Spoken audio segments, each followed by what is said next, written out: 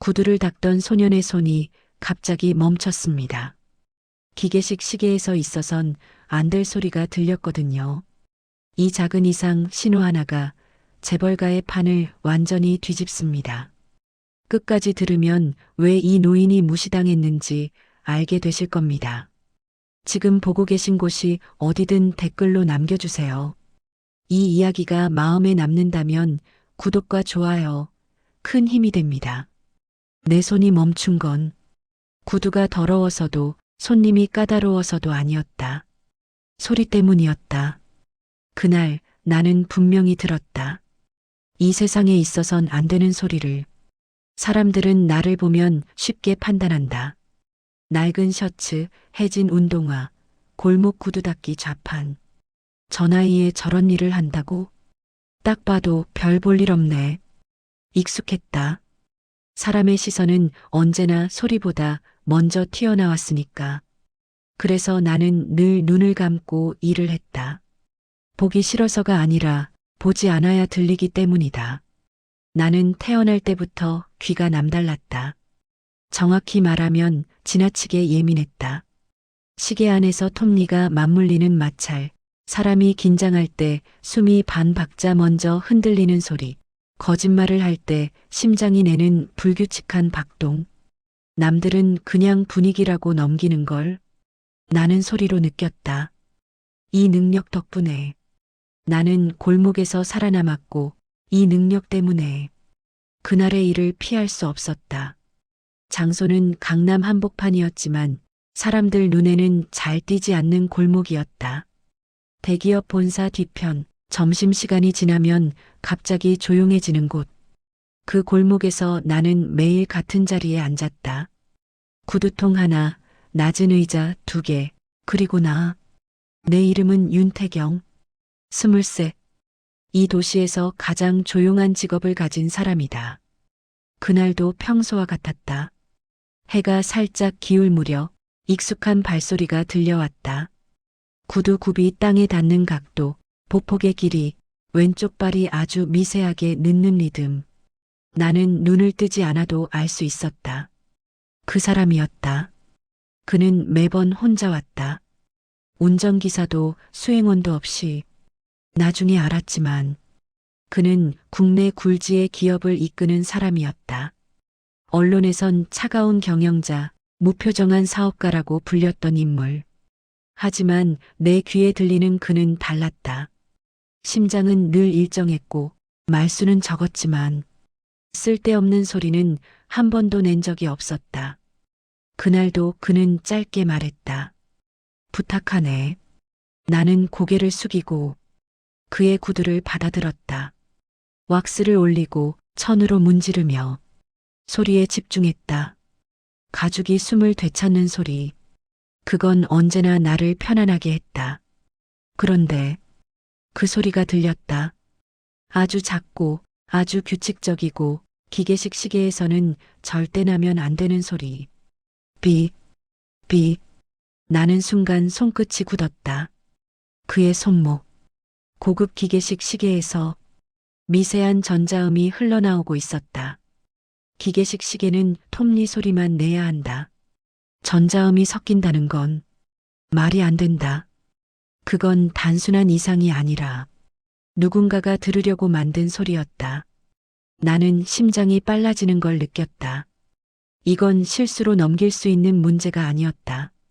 이 사람은 지금 누군가에게 듣고 있었다. 그리고 그 누군가는 이 사람과 아주 가까운 곳에 있을 가능성이 컸다. 나는 눈을 뜨지 않았다. 놀란 기색도 보이지 않았다. 대신 주머니에서 작은 메모지 한 장을 꺼냈다. 손이 떨렸지만 글씨는 또박또박 적었다. 손목시계에 도청 장치가 있습니다. 반응하지 마세요. 쪽지를 접어 구두를 돌려주며 자연스럽게 그의 손에 쥐어줬다. 그는 쪽지를 읽는 순간 아주 짧게 눈동자가 흔들렸다. 딱 그만큼만. 수십 년을 권력의 중심에서 버틴 사람답게. 표정은 조금도 변하지 않았다. 그는 아무 일 없다는 듯 쪽지를 뒤집었다. 그리고 내가 쓰던 펜을 들어 뒷면에 단 한 줄을 적었다. 확실한가? 나는 고개를 끄덕이지 않았다. 다시 글로 적었다. 확실합니다. 이 소리는 사람이 들으라고 만든 겁니다. 그는 잠시 침묵했다. 그리고 마지막으로 적었다. 제거할 수 있나? 그 질문을 보는 순간 나는 알았다. 이 쪽지 한 장으로 내 인생이 완전히 달라질 거라는 걸. 나는 잠시 숨을 고른 뒤 천천히 고개를 끄덕였다. 그날 나는 단순히 도청 장치를 발견한 게 아니었다. 나는 이 거대한 도시에서 절대 건드려선 안 될 세계의 문 앞에 서 있었다. 그리고 이미 너무 깊이 발을 들여놓은 뒤였다. 그는 아무 말도 하지 않았다. 다만 손목을 풀어 시계를 조용히 테이블 위에 올려놓았을 뿐이다. 그 행동 하나로 충분했다. 믿는다는 뜻이었다. 나는 숨을 한 번 고르고 구두통을 열었다. 겉보기엔 낡은 통이지만 안쪽에는 내가 직접 손질한 도구들이 들어 있었다. 구두 수선용 정밀 드라이버, 핀셋, 얇은 금속판 몇 장. 원래는 가죽 틈새를 다듬는 데 쓰는 물건들이었다. 하지만 섬세한 일엔 용도가 중요하지 않았다. 시계 뒷면을 여는 순간 소리가 더 또렷해졌다. 톱니바퀴 사이 있어선 안 될 박자가 끼어 있었다. 삐삐. 이제는 숨길 생각도 안 하는 소리였다. 시간은 충분한가? 그가 낮은 목소리로 물었다. 나는 고개를 끄덕였다. 지금이 가장 안전합니다. 그는 더 묻지 않았다. 내 귀를 신뢰하기로 한 사람의 태도였다. 드라이버 끝이 시계 뒷면 나사를 풀었다. 딸깍. 그 소리 하나에도 내 심장은 예민하게 반응했다. 무브먼트가 드러나자 나는 즉시 그것을 봤다. 쌀알보다 작은 검은 칩, 정교하게 숨겨져 있었지만 소리는 거짓말을 하지 않았다. 나는 핀셋으로 그 칩을 조심스럽게 집어냈다. 순간 전자음이 뚝 끊겼다. 골목이 갑자기 조용해졌다. 마치 누군가의 귀를 강제로 막아버린 것처럼. 나는 칩을 작은 금속 구두약 통 안에 넣고 뚜껑을 닫았다. 이 안에 있는 동안은 밖으로 신호가 나가지 않습니다. 그는 통을 한번 바라봤다. 확실한가? 확실합니다. 나는 그런 말엔 늘 단정하게 답했다.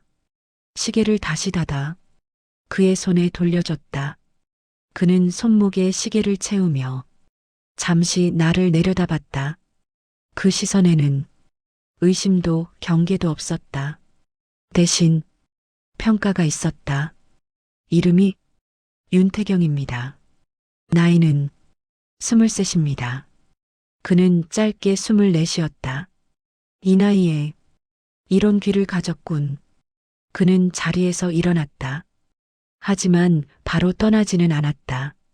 골목 끝을 한번 돌아본 뒤 다시 나를 봤다. 나를 따라올 수 있겠나? 질문이었지만 거절을 예상하지 않은 말투였다. 나는 그를 바라봤다. 이 사람을 따라가면 이제까지의 삶은 돌아올 수 없다는 걸 본능적으로 알았다. 하지만 거절해도 이미 안전하지 않다는 것도 알고 있었다. 왜 접니까? 내 질문에 그는 잠시 침묵했다. 그리고 말했다. 내 귀가 필요하다. 그 한마디로 충분했다. 권력자의 오만이 아니라 쫓기는 사람의 절박함이 그 소리에서 들렸기 때문이다. 나는 구두통을 닫고 의자에서 일어섰다. 어디로 가면 됩니까? 그의 입꼬리가 아주 미세하게 올라갔다. 그날 나는 구두를 닦는 사람이 아니라 소리를 맡는 사람이 되었다. 그리고 아직은 몰랐다. 이 선택이 나를 누군가의 목숨과 거대한 판 위에 올려놓게 될 거라는 걸. 건물은 생각보다 가까웠다. 골목을 빠져나오자마자 유리와 철로 만든 거대한 벽이 서 있었다. 사람들은 이 건물을 보며 성공이라고 말하겠지만 내 귀에는 항상 긴장한 숨소리가 먼저 들리는 곳이었다. 정문으로 들어서는 순간 공기가 달라졌다. 발걸음이 일정해지고 호흡이 얕아지고 심장 박동이 서로를 의식하듯 묘하게 맞춰졌다. 이 안에 있는 사람들은 모두 누군가를 보고 있었고 동시에 누군가에게 보고되고 있었다. 그는 아무 말 없이 전용 엘리베이터 쪽으로 걸었다. 그때 양복 차림의 남자가 급히 다가왔다. 체격이 크고 걸음이 빠르며 심장 박동이 필요 이상으로 단단했다. 훈련된 사람의 소리. 회장님. 그가 고개를 숙였다. 그리고 내 쪽을 봤다. 아주 짧게 그러나 분명하게. 그 시선 속에는 질문이 있었다. 이게 뭐지? 같이 올라간다. 그의 말에 남자의 심장 박동이 순간 튀었다. 아주 미세하게. 회장님, 이분은 내가 데려왔다. 짧고 단호한 말이었다. 엘리베이터 문이 닫히는 순간 나는 처음으로 불안한 심장 소리를 들었다. 그건 회장님의 것도 내 것도 아니었다. 경호 책임자. 문 앞에 서 있던 그 남자. 심장은 빠르고 불규칙했다. 단순한 경계가 아니었다. 이건 들킨 사람의 소리였다. 엘리베이터가 올라가는 동안 아무도 말하지 않았다. 하지만 침묵 속에서 나는 너무 많은 걸 들었다. 누군가는 이 회장을 감시하고 있다. 그건 외부가 아니라 안쪽이다. 그리고 그 사실을 지금 이 엘리베이터 안에서 나 혼자만 알고 있었다. 20층 회장실. 문이 열리자 넓은 공간과 함께 서울의 소리가 쏟아져 들어왔다. 차 소리, 바람 소리, 멀리서 울리는 도시의 맥박. 그때 문이 다시 열렸다. 아버지. 젊은 남자의 목소리였다. 차분했지만 너무 안정적이었다. 자신을 의심하지 않는 사람의 소리. 그의 심장은 느리고 일정했다. 거짓말을 하는 사람의 소리가 아니었다. 대신 확신에 찬 사람의 심장이었다. 나는 그 순간 본능적으로 알았다. 이 사람이 가장 위험하다는 걸. 그의 시선이 내게 꽂혔다. 위에서 내려다보는 눈빛. 이 아이는 내가 데려왔다. 구두 닦는 사람을 회장실로요? 말은 공손했지만 심장은 조금도 흔들리지 않았다. 그는 나를 무서워하지 않았다. 그게 문제였다. 그가 돌아서며 아주 작은 소리로 말했다. 조사해. 그 말은 엘리베이터보다 먼 거리에서 나왔는데도 내 귀에는 또렷했다.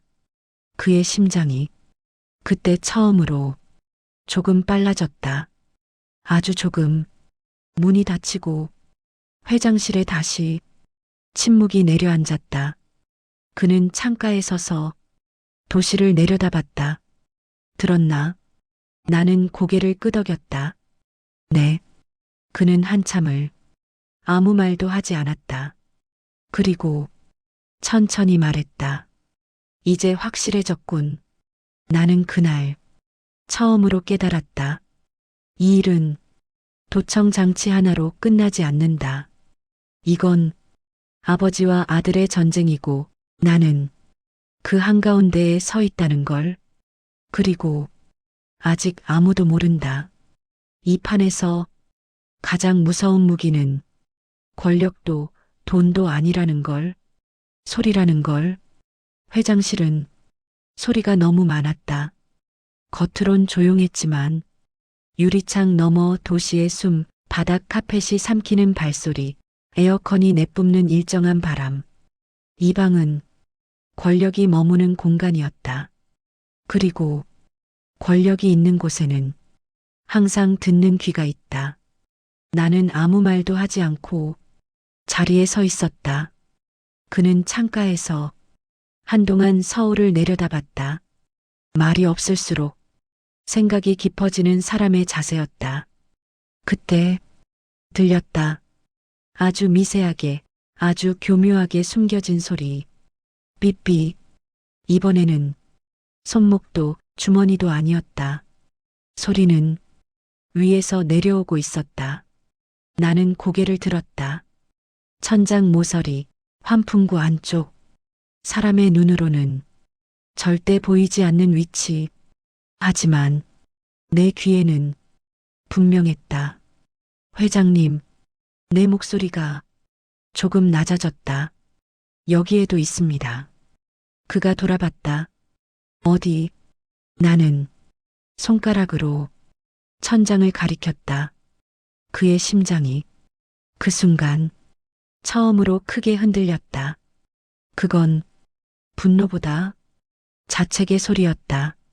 손목시계는 외부에서 접근해야 설치할 수 있다. 하지만 회장실 천장은 다르다. 이 방에 들어올 수 있는 사람은 극히 제한돼 있다. 내부군. 그가 말했다. 짧고 무겁게. 나는 대답하지 않았다. 이미 그도 알고 있었으니까.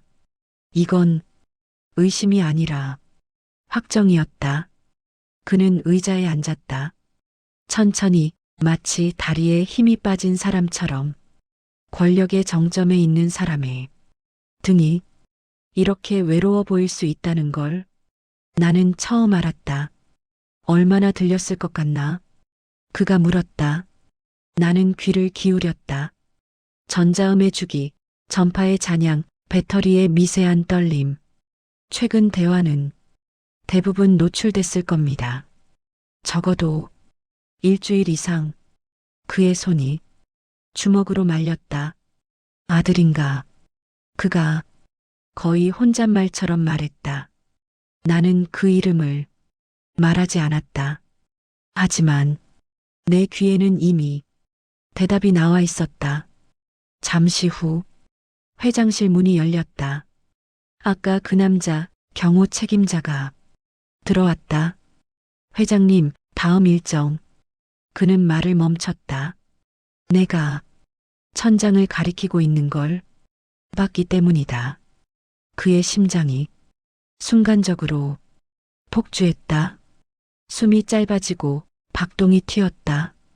나는 확신했다. 이 사람은 모르고 있는 게 아니라 연결돼 있다. 오늘 일정 취소하지. 회장이 말했다. 그리고 이 방은 지금부터 아무도 들이지 마라. 회장님, 지금 단 한 단어였지만 칼처럼 떨어졌다. 경호 책임자는 고개를 숙였지만 심장은 전혀 가라앉지 않았다. 오히려 더 불안해졌다. 문이 닫히자 회장은 나를 봤다. 도망가고 싶으면 지금이 마지막 기회다. 나는 잠시 생각했다. 이 방을 나가면 나는 다시 골목의 윤태경이다. 아무도 나를 기억하지 못한다. 하지만 이미 늦었다. 나는 2개의 도청을 들어버렸다. 그리고 그 중 하나는 절대 용서받지 못할 위치에 있었다. 남겠습니다. 내 목소리는 놀라울 정도로 떨리지 않았다. 그는 짧게 웃었다. 기쁜 웃음이 아니라 각오를 굳힌 사람의 웃음이었다. 좋다. 그럼 이제부터 너는 내 귀다. 그 순간 나는 느꼈다. 이 방에서 더 이상 아무 말도 그대로 흘러가지 않을 거라는 걸. 그리고 이 전쟁은 이미 시작됐다는 걸. 다음 날 아침 나는 더 이상 골목으로 돌아가지 않았다. 회장님의 지시로 본사 안에 작은 방 하나가 생겼다. 창문도 크지 않고 간판도 없는 방. 문패에는 아무것도 없었다. 사람들은 그 방을 회장 개인 공간 정도로만 알았다. 내 역할은 단순했다. 회의실에 들어가기 전 사람들의 심장 소리를 듣는 것. 휴대폰이 책상 위에 놓일 때 녹음 버튼이 눌리는 미세한 마찰음을 듣는 것. 환풍구, 천장, 콘센트에서 전자음이 섞여 있는지 확인하는 것. 나는 말하지 않았다. 보고서도 쓰지 않았다. 다만 회장님에게만 짧게 말해줄 뿐이었다. 지금은 안전합니다. 이 사람은 숨기고 있습니다. 이 방은 듣고 있습니다. 그 덕분에 몇 개의 중요한 계약이 조용히 살아남았다. 하지만 그만큼 나를 바라보는 시선도 늘어났다. 복도에서, 엘리베이터에서, 화장실 앞에서 제가 그 애야? 구두 닦다가 들어온 회장님 귀가 됐다는 소문 있던데 사람들은 말을 낮췄지만 심장은 솔직했다. 질투, 불안, 그리고 경멸.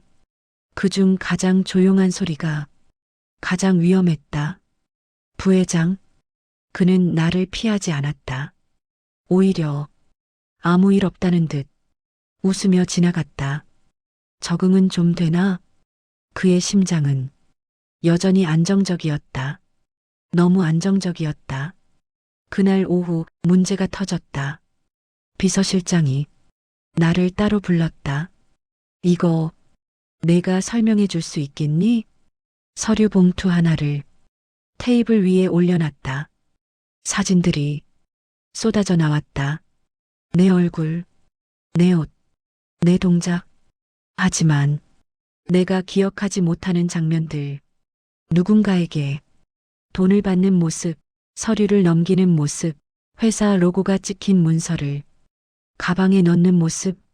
내 심장이 순간 크게 뛰었다. 하지만 사진 속 인물의 심장은 나와 달랐다. 그건 조작된 사진이었다. 이게 오늘 아침 임원진 전체에 돌았습니다. 비서실장의 심장이 떨리고 있었다. 부회장님이 긴급 회의를 요청하셨어. 그제야 알았다. 이건 경고가 아니라 정리다. 나는 회장님에게 전화를 걸었다. 신호음. 한 번, 두 번 받지 않았다. 세 번째는 전원이 꺼져 있었다. 그때 누군가 내 어깨를 잡았다. 경호팀, 오늘부로 출입이 제한됩니다. 부회장님 지시입니다. 나는 아무 말도 하지 않았다. 설명해봤자 이미 결론이 난 상황이었다. 엘리베이터 문이 닫히는 순간 나는 들었다. 부회장실에서 나를 지우는 사람들의 차분한 심장 소리를. 이건 즉흥적인 판단이 아니었다. 오래 준비된 박자였다. 밖으로 나왔을 때 비가 오고 있었다. 나는 본사 앞 벤치에 한동안 앉아 있었다. 갈 곳이 없었다. 그때 익숙한 발소리가 들렸다. 경호 책임자. 그는 아무렇지 않게 내 앞에 섰다. 부회장님이 한번 보자신다. 그의 심장은 아주 빠르고 아주 불규칙했다. 이건 명령을 전달하는 사람이 아니라 같이 일한 사람의 심장 소리였다. 나는 그를 바라봤다. 이건 누명입니다. 그는 대답하지 않았다.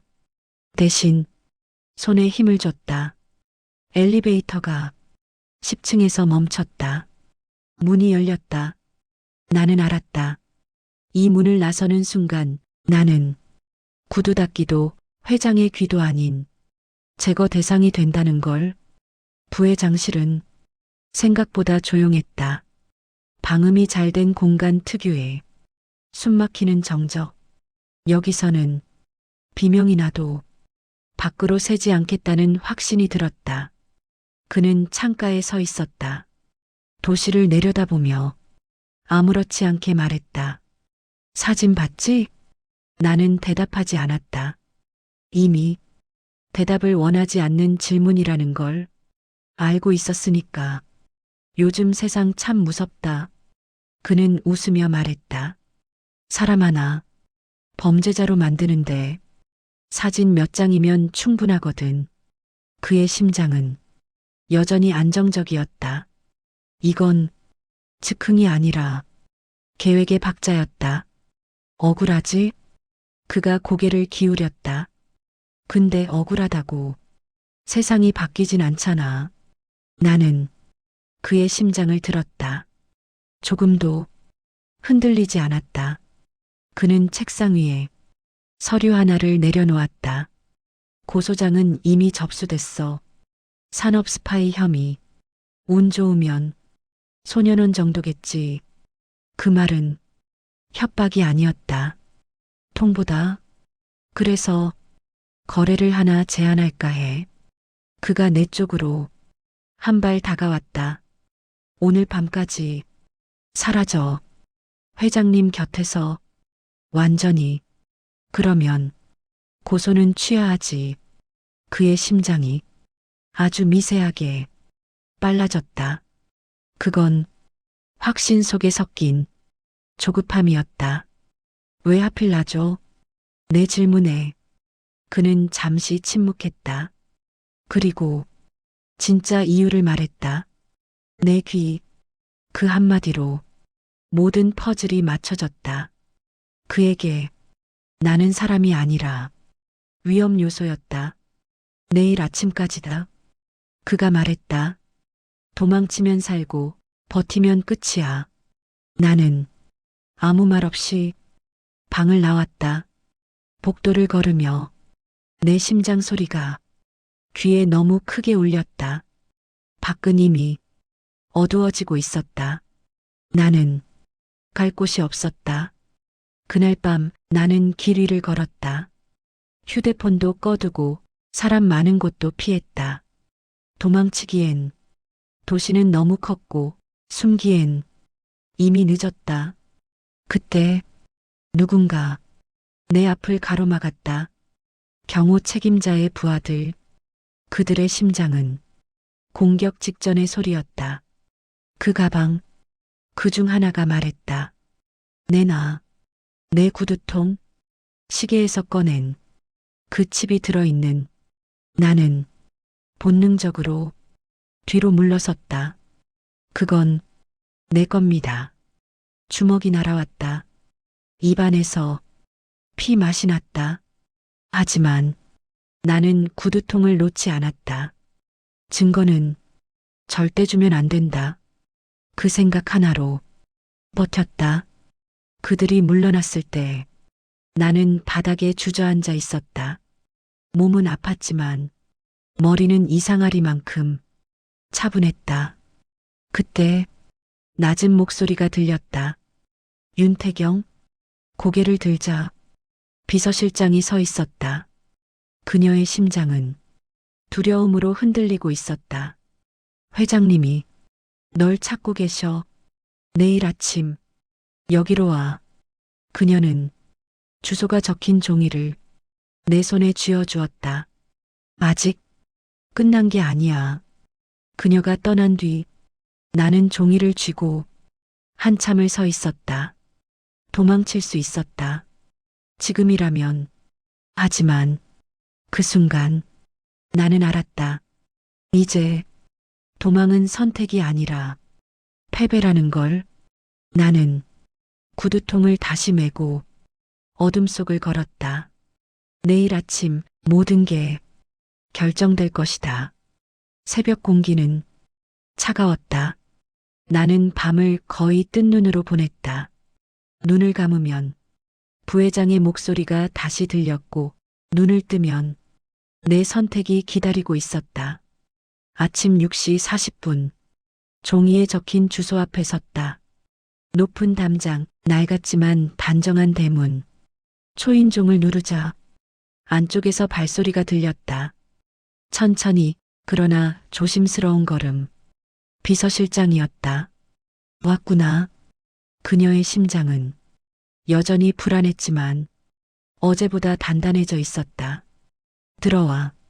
마당을 지나 대청마루에 올라섰을 때 나는 숨을 삼켰다. 그는 거기 앉아 있었다.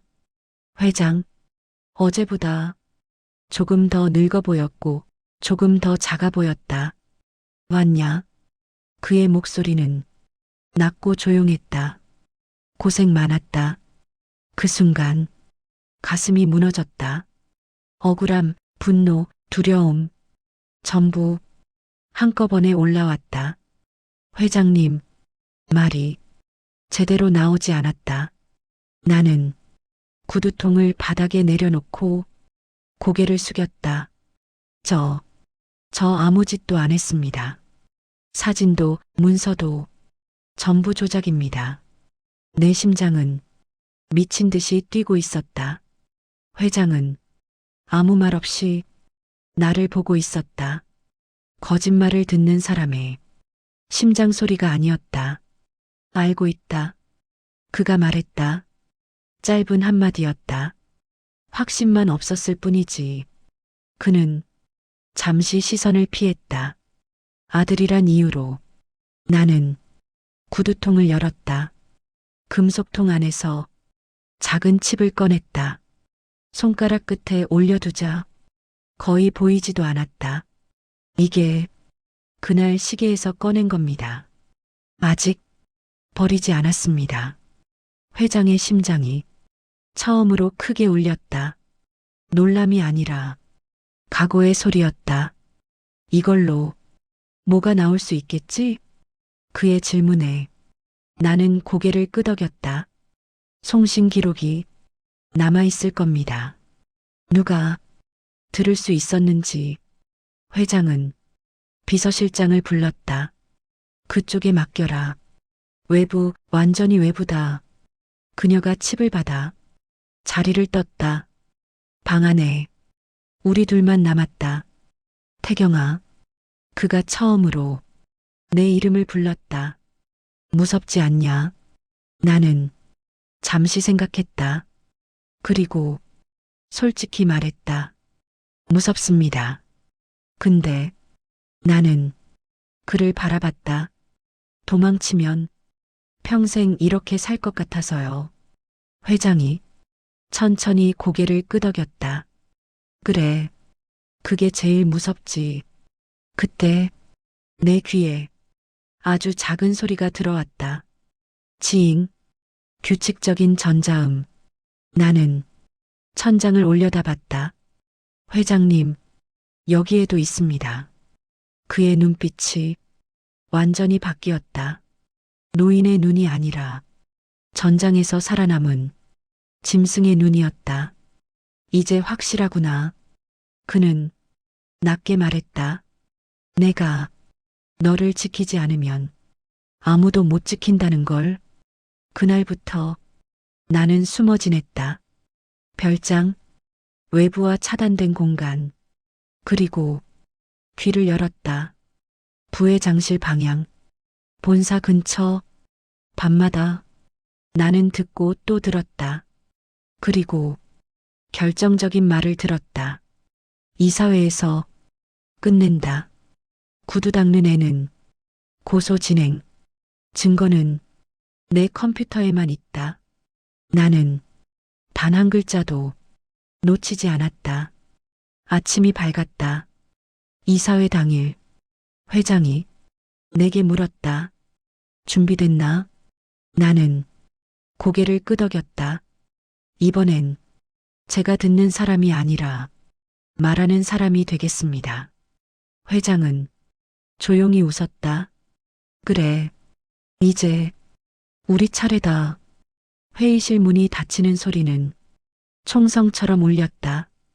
긴 테이블, 정면에는 이사들, 그리고 맨 끝 부회장. 그는 이미 이긴 사람의 얼굴이었다. 오늘 안건은 하나입니다. 부회장이 입을 열었다. 회장님의 건강 문제로 인한 경영 공백. 그의 심장은 규칙적이었다. 계획대로라는 소리였다. 그리고 산업 스파이 문제. 그의 시선이 내가 서 있는 문 쪽을 스쳤다. 외부 인물이 기밀에 접근한 정황이 있습니다. 회의실 안에 웅성거림이 퍼졌다. 내 심장은 귀에 너무 크게 들렸다. 그때 회장이 천천히 일어섰다. 아무도 말을 끊지 않았다. 잠깐, 한 단어였지만 공기가 달라졌다. 내가 말한 산업 스파이, 그 아이 말이냐? 부회장이 미소 지었다. 네, 증거도 충분합니다. 회장은 주머니에서 작은 물건을 꺼냈다. 탁! 테이블 위에 내려놓았다. 이게 뭔지 아느냐? 부회장의 심장이 처음으로 흔들렸다. 아주 미세하게 내 시계에서 나온 도청장치다. 회의실이 정지했다. 분석 결과 우리 회사 보안 장비더군. 외부에선 구할 수 없는 물건이지. 회장의 시선이 경호 책임자에게 향했다. 설명해 볼래? 그의 심장은 폭주했다. 부회장이 벌떡 일어났다. 말도 안 됩니다. 근거가 있느냐고? 회장이 나를 봤다. 있습니다. 나는 회의실로 들어섰다. 모든 시선이 나에게 꽂혔다. 저는 듣는 사람입니다. 벽 너머에서도 말을 들을 수 있습니다. 부회장의 심장이 난폭하게 뛰었다. 어젯밤 당신이 이렇게 말했습니다. 나는 그의 말을 그대로 재현했다. 이사회에서 끝낸다. 구두 닦는 애는 고소. 증거 원본은 내 컴퓨터에만 있다. 회의실이 폭발했다. 그때 비서실장이 서류를 들고 들어왔다. 조작 사진 원본 확보했습니다. 편집된 장소 부회장실 컴퓨터입니다. 부회장의 얼굴에서 피가 빠져나갔다. 회장이 한 발 다가갔다. 재민, 아버지가 아들을 부르는 이름이었다. 난 널 믿고 싶었다. 하지만 넌 날 도청했고 죄 없는 아이를 범죄자로 만들었다. 지금 이 순간부로 부회장 직위 해제, 고소 전면 취소. 회의실이 침묵했다. 부회장은 아무 말도 하지 못한 채 고개를 숙였다. 그가 나를 지나치며 멈췄다. 나는 그의 심장을 들었다. 완전히 무너진 소리였다. 처음 만났을 때보다 지금이 훨씬 시끄럽네요. 내 말에 그는 아무 대답도 하지 않았다. 문이 닫혔다. 나는 그 자리에 서서 숨을 내쉬었다. 끝났다. 회의실 문이 닫히자 소리가 사라졌다. 사람들의 숨소리, 의자의 마찰음, 서류 넘기는 소리까지 모든 게 천천히 현실로 돌아왔다. 나는 그 자리에 한동안 서 있었다. 끝났다는 감각이 쉽게 믿기지 않았다. 회장이 내 옆으로 다가왔다. 아까보다 훨씬 늙어 보였지만 이상하게도 가벼워 보였다. 고생했다. 그 한마디에 다리가 풀릴 뻔했다. 이제 어디로 갈 생각이냐? 그가 물었다. 나는 잠시 생각했다. 갈 곳. 처음으로 선택할 수 있는 질문이었다. 아직 모르겠습니다. 솔직한 대답이었다. 회장이 작게 웃었다. 그럼 당분간 내 곁에 있어라. 내 귀는 이 회사에서 돈보다 귀하다. 나는 고개를 들었다. 정말 그래도 되나요? 학교도 다녀야지. 밥도 먹고 사람답게. 그는 담담하게 말했다. 그 순간 가슴 안쪽이 천천히 풀어졌다. 밖으로 나오자 햇빛이 눈부셨다. 처음 본 것처럼 밝았다. 나는 구두통을 내려다봤다. 낡고 여전히 무거운 통. 하지만 이제는 부끄럽지 않았다. 길 위에서 사람들이 나를 스쳐갔다. 그들의 심장 소리가 전부 다르게 들렸다. 누군가는 불안했고, 누군가는 바빴고, 누군가는 행복했다. 나는 그 모든 소리를 그냥 들었다. 판단하지 않고 그날 저녁 회장과 마당에 앉아 차를 마셨다. 바람소리, 나뭇잎 흔들리는 소리. 태경아, 그가 말했다. 세상은 항상 큰 소리로 움직이는 것 같지만 사실은 아주 작은 소리 하나에 뒤집히기도 한다. 나는 조용히 고개를 끄덕였다. 그날 밤 침대에 누워 천장을 바라보며 생각했다. 나는 특별한 사람이 아니다. 초능력자도 영웅도 아니다. 다만 도망치지 않았을 뿐이다. 구두 닦던 소년이 세상의 판을 바꾼 게 아니라 끝까지 자기 자리를 지킨 한 사람이 세상을 흔든 거였다. 내일은 또 다른 하루가 시작된다. 그리고 이번엔 혼자가 아니다. 사람들은 늘 위만 봅니다. 하지만 세상은 가끔 가장 낮은 곳에서 뒤집히죠. 구두를 닦던 소년이 도망치지 않았기 때문에 모든 거짓이 드러났습니다. 여러분이라면 그 상황에서 도망쳤을까요? 버텼을까요? 댓글로 여러분의 선택을 남겨주세요. 이야기가 마음에 남으셨다면 구독과 좋아요 꼭 부탁드립니다. 다음 이야기에서 다시 만나요.